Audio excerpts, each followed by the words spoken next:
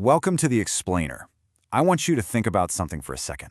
What if our entire universe, right, from the tiniest particle to the biggest galaxy, what if it was all just a single song? That's the core idea we're diving into today, exploring Michio Kaku's incredible work on the theory of everything. You could almost call it the physics of cosmic music. Okay, so this quote from Kaku, this is basically the master key for everything we're going to talk about. The big idea here is that our universe, the one we see and touch, it isn't the whole picture. Not even close. It's more like a shadow, A shadow cast by a much, much grander reality that exists in higher dimensions. Just keep that thought in your back pocket. It's going to unlock everything. All right, so before we can really get into the theory of everything, we have to understand why we even need one.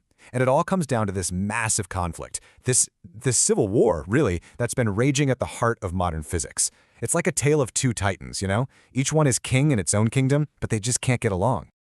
So, for the last 100 years or so, physics has been kind of split down the middle, resting on these two incredible but totally incompatible pillars. Over here, you've got Einstein's general relativity. It's gorgeous. It's the theory of the big stuff. Planets warping space-time, galaxies swirling around each other. Then over here, you've got quantum theory. It's the wild, weird, but ridiculously successful theory of the tiny stuff.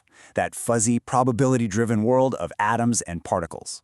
And here's the kicker. The problem is, when you need both theories at the same time, like say you want to describe the center of a black hole or the very first instant of the Big Bang, they fall apart completely. The math spits out total nonsense, answers like infinity, and whenever that happens in physics, it's a huge red flag telling you, hey, your picture of the universe, it's missing something big. So yeah, this is the central mystery. This is the problem that has given the smartest people on the planet a massive headache for decades. It's the ultimate scientific cliffhanger, really, and it's what forces us to consider a completely new and honestly pretty radical idea. And the solution that's been proposed, well, it requires us to take a pretty big leap. We have to leave our familiar, comfy world of three dimensions behind and take a trip into a place our brains literally can't picture. We're talking about hyperspace. Okay, to get our heads around this, Dr. Kaku has this fantastic analogy. Just imagine for a second a whole civilization of beings called flatlanders. They live on a perfectly flat 2D sheet of paper. Now, what happens if you, a 3D being, were to pass a sphere through their world? What would they actually see? Well, they wouldn't see a sphere, that's for sure. They'd see a dot appear out of thin air. That dot would grow into a circle, then it would shrink back down to a dot, and poof, it's gone. To the flatlanders, that's some kind of crazy magic. But to us, it's just simple geometry. And here's the punchline. The whole point is, what if we're the flatlanders? What if the things we call forces, like gravity or electromagnetism, aren't really forces at all? What if they're just the effects of something happening in a higher dimension that we can't see? Just ripples, vibrations from a world beyond our own. And that is the whole idea behind hyperspace. It's not some sci-fi destination. It's a framework where all that messy, conflicting physics we talked about, it all suddenly clicks into place. It becomes unified and elegant. Just like that mysterious circle the Flatlanders saw is perfectly explained once you know about the 3D sphere.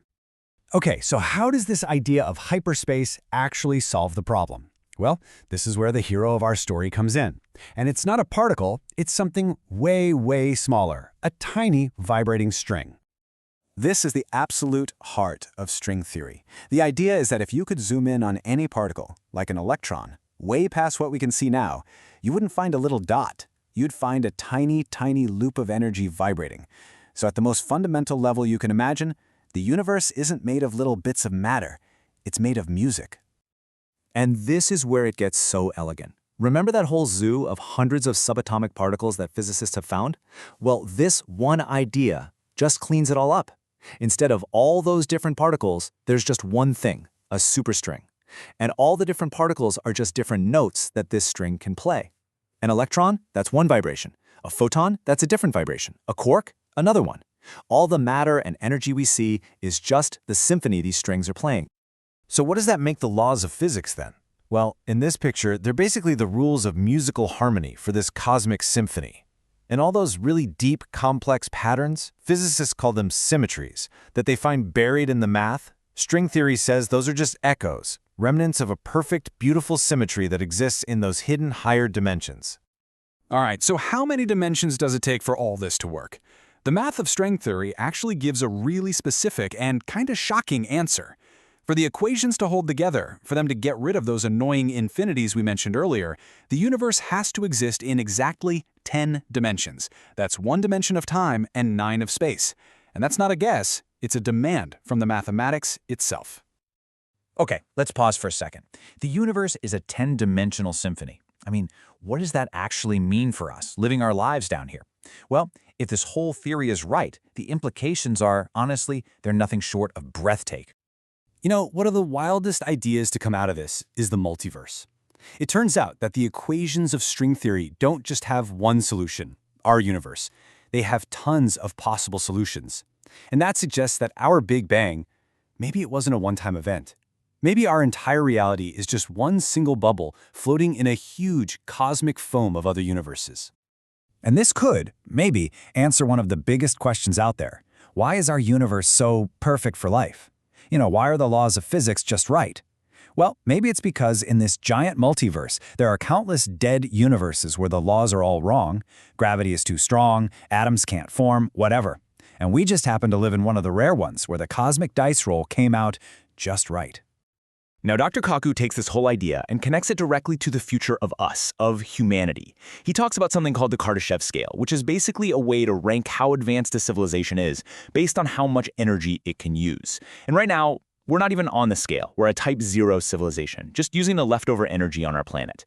But figuring out a theory of everything, mastering the actual rules of reality, that could be the key to us becoming a type 1 civilization, then a type 2, and maybe one day a type 3, a civilization that can command cosmic amounts of energy. And that's where this leaves us, with this huge final question. Is the reality we know, the physics that governs every single thing in our lives, is it just a set of local rules? Just one of an infinite number of possibilities in a vast multiverse? You see, string theory doesn't just try to explain our universe. It completely forces us to rethink what a universe even is.